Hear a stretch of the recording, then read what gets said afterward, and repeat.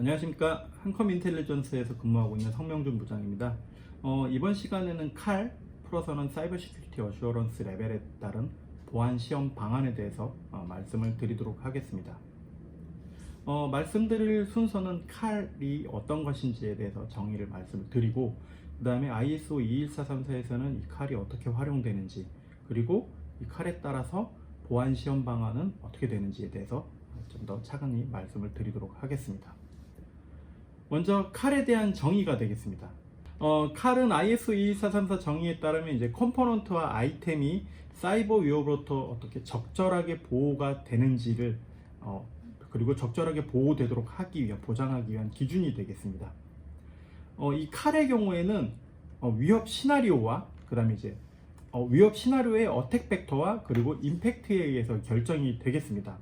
어택 팩터는 사이버 위협이 유입될 수 있는 경로 또는 형태가 되겠고요. 임팩트는 사이버 위협이 성공할 경우에 발생하는 피해의 수준이 되겠습니다.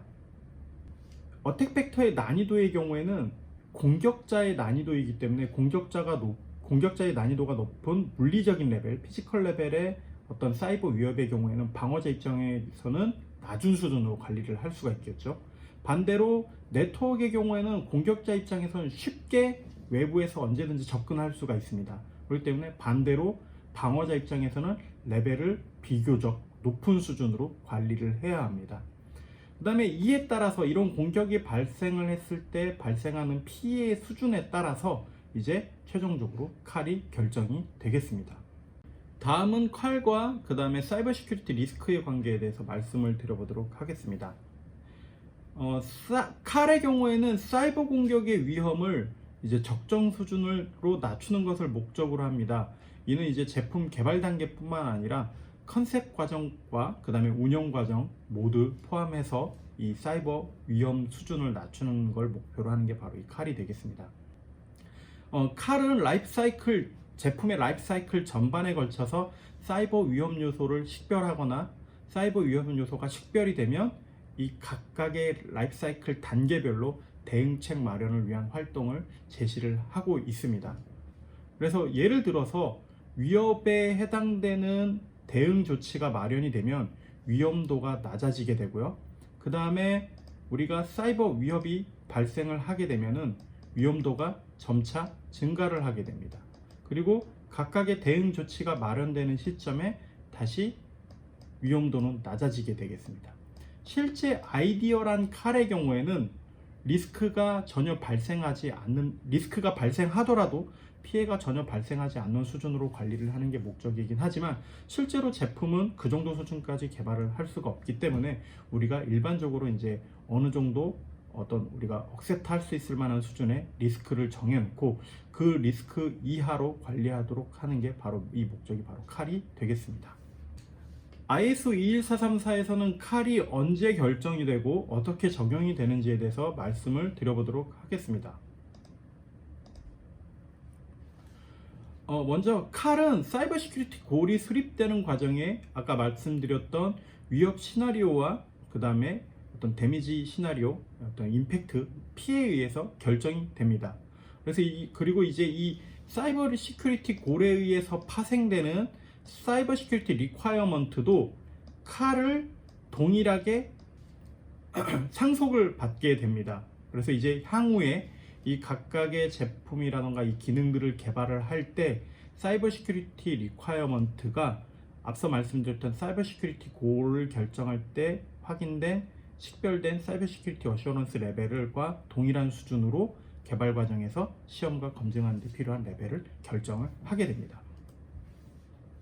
컨셉 페이지에서는 사이버 시큐리티 골을 수립을 하게 되고 이 사이버 시큐리티 골에 따라서 이제 칼 레벨을 결정하는 과정을 수행을 하게 됩니다. 그 다음에 이제 이 사이버 시큐리티 리콰이어먼트는 사이버 시큐리티 골로부터 파생이 되는데 사이버 시큐리티 골에 있는 칼을 이 파생된 사이버 시큐리티 리콰이어먼트는 그대로 상속을 받게 됩니다. 그리고 만약에 다양한 사이버 시큐리티 골로부터 이제 파생된 사이버 시큐리티 리콰이어먼트는 칼 레벨 중에서 이제 만약에 사이버 시큐리티 골별로 칼을 갖게 될 겁니다. 어슈어런스 레벨을 갖게 될 텐데 이 어슈어런스 레벨 중에서 가장 높은 레벨을 사이버 시큐리티 리퀘어먼트는 갖게 됩니다. 그 다음에 다중의 컴포넌트에서 사이버 시큐리티 리퀘어먼트가 중복해서 발생을 하는 경우에는 칼을 어느 정도 조정을 하실 수가 있습니다. 대신 반드시 이거는 어떻게 해서 왜 조정을 했는지에 대한 근거를 작성을 하셔야 합니다. 다음은 이제 제품 개발 과정에서의 칼을 활용이 되겠습니다. 제품 개발 과정의 경우에는 사이버 시큐리티 리퀘어먼트를 구현하고 검증하는 과정이 되겠습니다. 이 구현하고 검증 과정에서는 각 칼의 이제 할당이 사이버 시큐리티 리퀘어먼트별로 칼이 할당이 될 겁니다. 이 할당된 칼에 해당하는 검증 방법과 보안 조치들을 수행을 해서 제품을 개발을 수행을 하셔야 됩니다.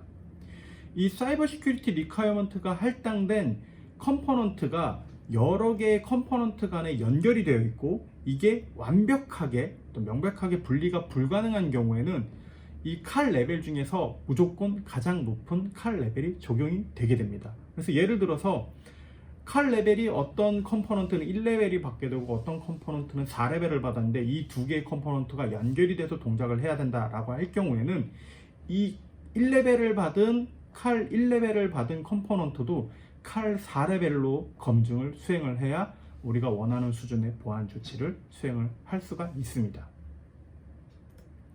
자, 다음은 이제 제품 개발 과정에서의 칼이 어떤 식으로 이제 보안 시험을 요구하고 있는지에 대해서 말씀을 드려보도록 하겠습니다. 자, 칼의 경우에 1레벨과 2레벨이 동일한 시험을 요구하고 있고요. 그 다음에 3레벨과 4레벨이 동일한 시험을 요구하고 있습니다. 칼은 총 이제 1단계부터 4단계로 구분이 되어 있고요. 지금 보시는 테이블의 경우에는 1, 2레벨에서 요구하는 것과 3, 4레벨에서 요구하는 어떤 보안 시험들에 대한 내용을 총망라를 하고 있습니다. 각 1, 2레벨과 3, 4레벨에서 차이가 나는 시험 요구 내용에 대해서는 제가 이렇게 파란색으로 표기를 해뒀으니까 이 부분을 참고를 하시길 바라겠습니다. 자, 아키텍처 디자인 단계에서의 보안 검증 방법에 대해서 말씀을 드려보도록 하겠습니다. 아키텍처 디자인 단계에서의 보안 검증 방법은 리뷰, 분석, 시뮬레이션, 프로토타이핑 총 4가지 방법이 있습니다. 먼저 리뷰의 경우에는 통상적으로 체크리스트를 작성을 하고 이 체크리스트 기반으로 보안 요구사항들이 제대로 구현되어 있는지 확인하는 과정이 되겠고요. 두 번째로 분석적인 방법의 경우에는 체계적인 방법을 통해서 실제로 우리가 개발하는 제품에 어떤 보안 취약점이 내재될 수 있는지 또는 사람의 실수에 의해서 어떤 코딩 실수라던가 아니면 결합의 인티그레이션 통합 과정의 실수에 의해서 보안 취약점이 발생하는 부분이 존재하는지를 확인하는 과정이 되겠습니다. 이러한 어떤 보안 취약점을 탐지하기 위한 방법으로서 분석 과정에서는 시장에서 이미 선도하고 있는 다양한 도구들을 통해서 보안 취약점을 탐지를 하실 수가 있고요. 소스 코드 레벨에서는 미스라시라던가 서트C와 같은 코딩 룰 점검을 통해서 어떤 이런 정적 분석을 통해서 소스 코드 자체가 내재할 수 있는 보안 취약점들을 사전에 검증하고 대응을 할 수가 있습니다. 다음은 이제 시뮬레이션과 프로토타이핑을 활용한 아키텍처 디자인에 대한 검증 방법이 되겠습니다.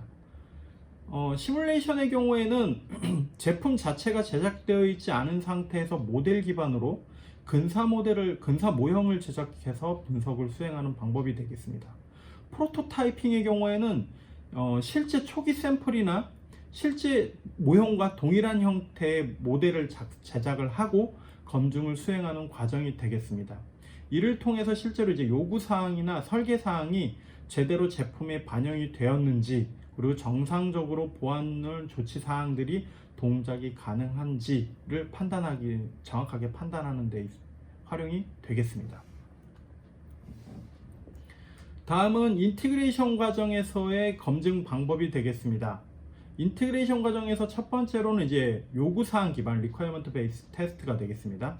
그래서 우리가 설계해 놓은 과정에서 이제 보안 리퀘어먼트, 사이버 시큐리티 리퀘어먼트들이 실제로 정상적으로 동작이 가능한지를 검증하는 과정이 되겠고요. 두 번째로는 이제 인터페이스 테스트의 경우에는 인티그레이션 과정에서는 각각의 컴포넌트를 결합하는 과정이 수행이 됩니다. 이 결합하는 과정에 우리가 예상치 못한, 예를 들어 소스 코드 기반으로 말씀을 드린다면은 뭐 형변환이 잘못된다든지, 또는 뭐 하드웨어로 예를 든다면은 제거해야 하는 인터페이스를 제거하지 않고 결합을 수행한다든지 하는 과정들이 바로 보안 위협이 될 수 있는 수준 내용들이 되겠습니다. 그래서 인터페이스 테스트에서는 각각의 소프트웨어 컴포넌트 간의 결합뿐만 아니라 하드웨어, 그다음에 소프트웨어와 하드웨어 간의 인터페이스도 모두 포함하여 인터페이스 테스트를 수행을 하셔야 됩니다. 다음 세 번째로는 리소스 유시지에 대한 평가가 있겠습니다. 이 리소스 유시지 평가의 경우에는 실제로 우리 시스템이 어느 정도 수준까지 데이터를 처리하고 어느 정도까지 메모리 사용을 처리할 수 있는지 등을 측정을 요구하는 내용이 되겠습니다. 해당 내용에 대해서는 뒤에 가서 다시 한번 자세히 말씀을 드리도록 하겠습니다. 그 다음으로는 이제 컨트롤 플로우와 데이터 플로우에 해당되는 내용이 있습니다. 이 컨트롤 플로우와 데이터 플로우의 경우에는 비정상적인 코드 흐름이 발생하거나 비정상적인 데이터 변경이 발생하는 것들을 검증하기 위한 목적으로 탐지하고 검증하기 위한 목적으로 사용되는 테스트 방법이 되겠습니다. 실제로 이런 분석의 경우에는 만약에 분석이 정확하게 이루어지지 않았을 경우, 이런 잘못된 코드 흐름이나 잘못된 데이터 변경의 경우에는 아주 정교한 사이버 위협에 의해서 해킹될 가능성이 굉장히 높기 때문에 반드시 검증을 수행을 하셔야 됩니다. 그 다음에 마지막으로 소스 코드들의 경우에는 정적 분석을 통해서 실제로 이 소스 코드가 가지고 올 수 있는 보안 취약점들을 최소화하도록 하는 활동들을 수행을 하셔야 합니다. 자, 제품 성능과 사이버 시큐리티의 관계에 대해서 한번 말씀을 드려보도록 하겠습니다.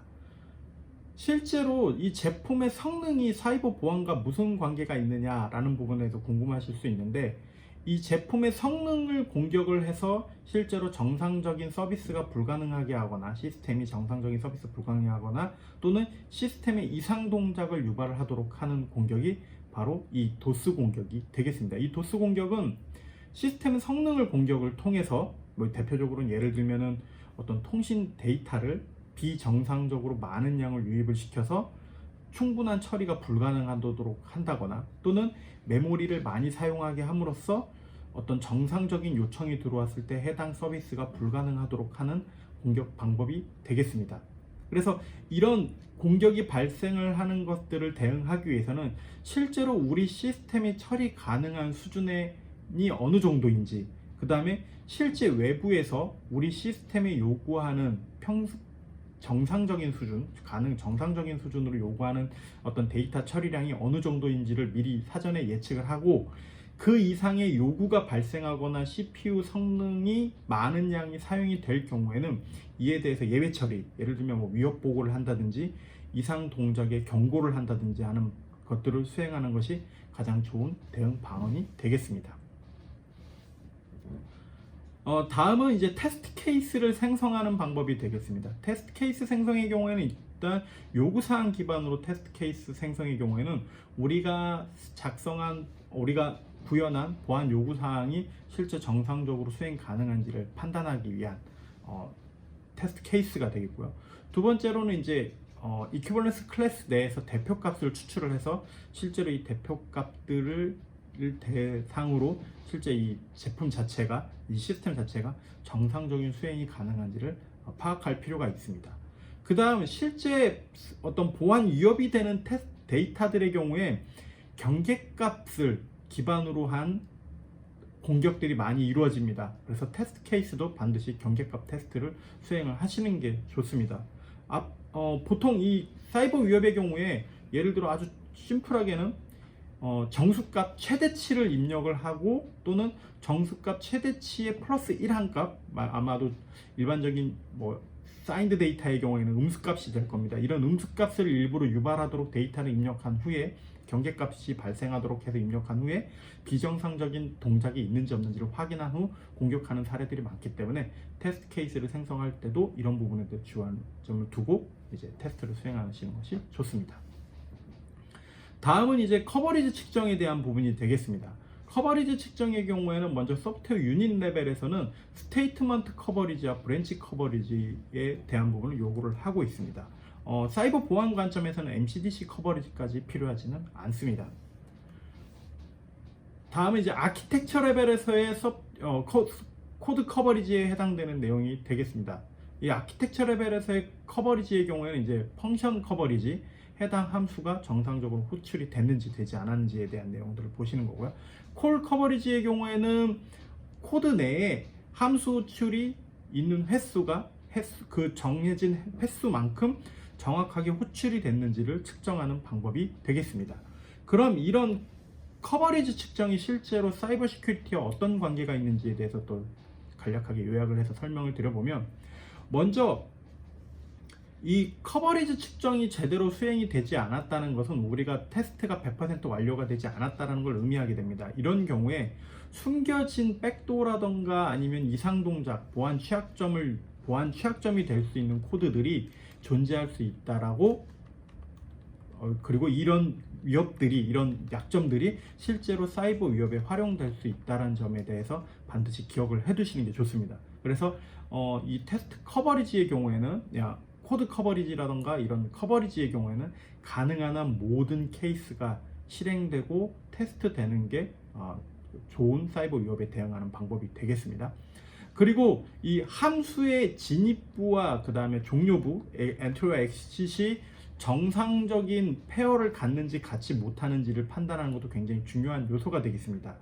만약에 이런 코드의 실행과 종료가 비정상적으로 될 수 있는 가능성이 존재한다면, 이런 부분은 바로 공격자, 해커에 의해서 공격이 될 수 있는 요소가 되겠습니다. 아주 대표적으로 코드의 비정상적인 흐름을 이용해서 공격하는 방법이 바로 이제 ROP 어택이 되겠습니다. 이 ROP 어택의 경우에는 코드들은 정상적인 형태를 가지고 있는데, 코드의 흐름이 비정상적인 것들을 계속 유발을 시켜서 공격자가 원하는 어떤 코드의 흐름이 발생할 수 있도록 하는 내용이 되겠습니다. 그래서 그림상에서 좌측에 보이는 코드의 흐름은 정상적인 코드 흐름이 되겠고요. 그 다음에 우측에 보이시는 코드의 경우에는 비정상적인 코드의 흐름을 일부러 유도한 케이스들이 되겠습니다. 그래서 첫 번째와 두 번째 케이스의 경우에는 정상적인 코드의 흐름을 비정상으로 만들므로써 해커가 또는 공격자가 원하는 이상 동작을 유발하는 케이스가 되겠고요. 그 다음 세 번째 케이스의 경우에는 숨겨져 있는 백도어라던가 아니면 이상 동작을 유발하는 코드들을 강제로 점프를 시켜서 실행될 수 있도록 하는 코드가 되겠습니다. 그래서 코드상에서 이런 비정상적인 코드 흐름이 발생하는 부분에 있어서는 반드시 명확하게 왜 이런 문제가 이런 동작이 발생하는지에 대해서 판별하고 제거하실 수 있으면 가능한 한 제거하고 프로그램을 소프트웨어로 완성하시는 게 좋은 대응 방안이 되겠습니다. 다음은 이제 컴포넌트에 대한 테스트 방법이 되겠습니다. 컴포넌트에 대한 테스트 방법의 경우에는 일단 취약점 스캐닝이 있습니다. 취약점 스캐닝의 경우에는 퍼징 테스트와 그 다음에 이제 알려진 취약점을 스캐닝하는 크게 두 가지 방법으로 구분을 지을 수가 있습니다. 퍼징 테스트의 경우에는 예상되지 않은 다양한 값을 입력을 함으로써 실제로 시스템이 어떤 동작을 하게 되는지, 그 다음에 예상되지 않은 값이 입력이 되었을 때 어떻게 대응을 하고 있는지를 그리고 이상 동작이 유발하지 않는지를 판단하기 위한 목적으로 수행이 되겠습니다. 앞서 말씀드렸던 테스트 케이스들의 경우에는 요구사항 기반이라던가 등치값 기반 또는 경계값 기반으로 테스트를 하게 되는데, 이 퍼징 테스트의 경우에는 앞서 말씀드렸던 테스트 케이스와는 다른 예상되지 않는 다양한 값을 입력을 함으로써 이상 동작을 유발하는 테스트 케이스가 되겠고, 테스트 방법이 되겠고요. 두 번째로 취약점 스캐닝을 하는, 알려진 취약점을 스캐닝하는 방법은 왜 필요하냐면, 우리가 소프트웨어를 개발을 할 때 물론 제품에 따라서는 모든 소프트웨어를 전부 개발자가 개발하실 수도 있겠지만, 많은 부분은 외부에 있는 오픈 소스를 이용하거나 또는 안드로이드나 윈도우와 같은 우리가 이미 기존에 있는 상용 소프트웨어를 사용하는 경우들이 있는데, 이런 이미 만들어져 있는 상용 제품들을 이용을 하거나 오픈 소스를 이용하는 경우에는 알려진 취약점들이 존재할 수 있습니다. 그래서 이런 알려진 취약점들이 실제로 외부에 노출이 되어 있음으로써 핵 공격자들이 쉽게 우리 시스템을 공격을 할 수 있는지 없는지를 사전에 검증하기 위한 목적으로 이 스캐닝이 수행이 되겠습니다. 다음으로는 이제 펜 테스트, 침투 테스트가 있습니다. 침투 테스트는 사이버 시큐리티 어슈어런스 레벨 1과 2에서는 베이직 레벨 수준의 침투 테스트를 요구를 하고 있고요. 그 다음에 3과 4 레벨에서는 인핸스드 베이직 레벨의 침투 테스트를 요구를 하고 있습니다. 이 침투 테스트에 대해서 간략하게 좀 구분을 짓자면, 베이직 레벨의 경우에는 이미 공개된 해킹 툴을 이용을 해서 제품에 공격을 가하는 수준의 그 정도 가벼운 수준의 사이버 위협을 수행을 함으로써 실제로 위협을 수행을 했을 때 공격이 성공적으로 수행되는지 수행되지 않는지를 파악하는 내용이 되겠고요. 그 다음에 두 번째로 인핸스드 베이직 레벨의 경우에는 제품에 공개되지 않은 어떤 정보들을 취합을 하고, 실제로 제품만 가지고 우리가 이제 공개되지 않은 정보들을 취합하고, 실제로 이 취합된 어떤 정보들을 이용을 해서 사이버 위협을 수행을 하는 방법이 되겠습니다. 그래서 이제 베이직 레벨에 비해서는 조금 더 높은 수준의 알려지지 않은 정보들도 취합하고 이 내용들을 활용해서 사이버 공격을 수행을 해보는 게 이제 인핸스드 베이직 레벨의 공격이 되겠어요. 침투 테스트가 되겠습니다. 이제 마지막으로 코딩입니다. 이 내용은 아마 ISO 21434 문서를 보게 되면 토픽 리스트라고 되어 있습니다. 그래서 아직 드래프트 버전이다 보니까 문서 자체가 아직 완벽하게 되어 있지 않아서 조금 제목이 잘못되어 있는데, 아마도 코딩과 관련된 내용으로 되지 않을까 예상을 해서 제가 코딩이라고 작성을 했습니다.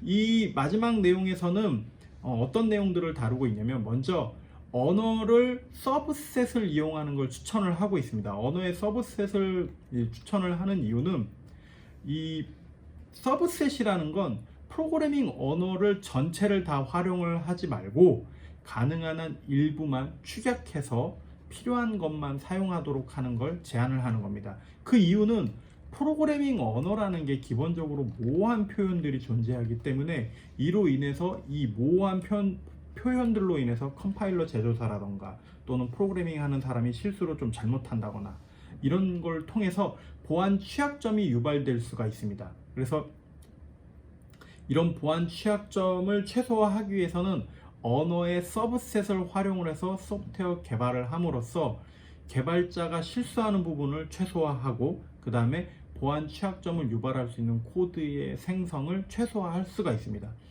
대표적으로 언어의 서브셋이라고 할 수 있는 게 바로 이제 미스라 코딩 룰이라던가 이런 서트 C 코딩 룰 같은 것들이 대표적인 언어의 서브셋입니다. 그래서 이제 안전한 프로그래밍을 위해서는 언어의 서브셋에 해당되는 미스라 코딩 룰을 준수하거나 서트 C 코딩 룰을 준수하는 것을 추천을 드리고 있고요.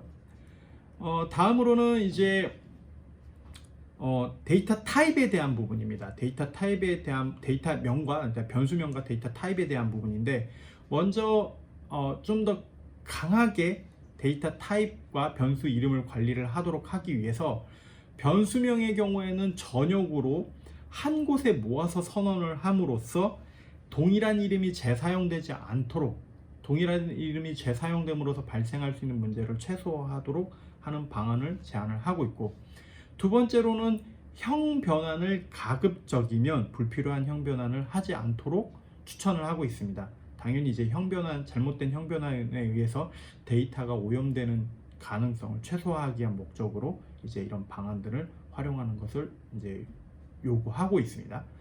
이제 마지막으로는 코드를 작성하는 과정에 작성된 코드에 이제 방어적인 코드를 활용을 해서 이제 문제가 발생을 하더라도 이 방어적인 코드를 통해서 사이버 위협이 방어가 될 수 있도록 이제 코드 작성 방법들을 요구를 하고 있습니다. 실제로 이 방어적인 코드를 작성을 하려면은 사실 우리가 이제 사이버 위협에 대한 많은 부분을 먼저 인지를 하고, 이제 이 어떠한 공격이나 어떠한 입력이 발생을 했을 때 이 공격이 어떤 형태로 사이버 위협이 될 수 있는지에 대해서 사전에 학습이 되어 있어야지만 이런 문제들을 판단하고 대응을 하실 수가 있습니다.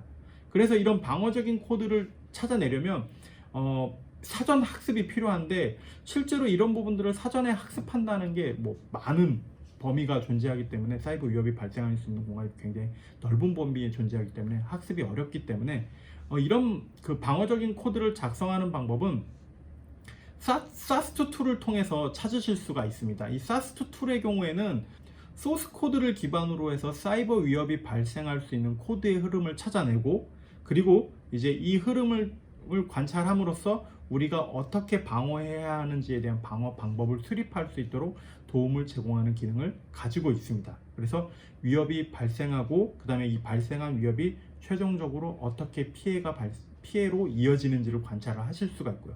그 다음에 각각의 이 위협들이 어떤 형태로 발생할 수 있는지에 대해서 전체를 관찰할 수 있는 기능들을 이 정적 분석 도구 중에서도 보안 시험 도구가 이런 방안들을 관찰하고 대응 방안을 수립하는 데 많은 도움을 제공을 할 수가 있습니다. 자, 이제 마지막으로 제가 지금까지 말씀드렸던 내용에 대해서 정리해서 말씀을 드려보도록 하겠습니다. 사이버 시큐리티 디펜스 인 뎁스라는 것은 완벽한 사이버 보안을 위해서 보호 대상을 다양한 방안으로 겹겹이 보호하는 방법이 되겠습니다. 자, 지금까지 우리가 살펴본 이 사이버 시큐리티 어셔런스 레벨에 따른 보안 시험 방법의 경우에는 각 개발 단계별로 다양한 보안 기술을 적용을 해서 검증을 요구를 하고 있습니다. 이 목적은 방금 말씀드렸던 사이버 시큐리티 디펜스 인 뎁스의 전략과 일치하는 내용이 되겠습니다. 그래서 각 단계별로 하나의 허점이라도 나오지 않을 수 있도록 하는 게 바로 목적이 되겠습니다. 왜냐하면 사이버 보안이라는 건 단 하나의 허점에 의해서도 최종 우리가 보호해야 되는 대상, 최종 보안이 실패할 수 있기 때문에 이 모든 과정별로 보안 활동을 요구하고 있습니다. 그래서 저희 한컴 인텔리전스는 차량용 소프트웨어에 대한 라이프 사이클 전체에 필요한 다양한 보안 솔루션을 제공을 하고 있습니다. 기본적으로 이제 제품 설계 과정에 필요한 컨설팅부터 시작을 해서 요구사항 관리, 코딩 룰 검사, 그다음에 동적 시험, 그다음에 퍼징, 그다음에 침투 시험 등의 개발 과정에 필요한 솔루션과, 그다음에 이제 제품이 운영 과정에 필요한 펌웨어 관리, 위협 탐지, 통신 암호화 등 이제 운영에 필요한 다양한 보안 솔루션들을 제공을 하고 있습니다. 자, 오늘 제가 준비한 내용에 대해서는 모두 말씀을 드렸습니다. 관련해서 이제 궁금하신 점이 있으신 분들은 3월 17일까지 질문하기를 통해서 질문을 남겨주시면 3월 18일 라이브 Q&A를 통해서 답변을 드리도록 하겠습니다. 그리고 추가로 질문을 남겨주신 분들의 경우에는 추첨을 통해서 선물도 드릴 예정이니 많은 참여 부탁드립니다. 감사합니다.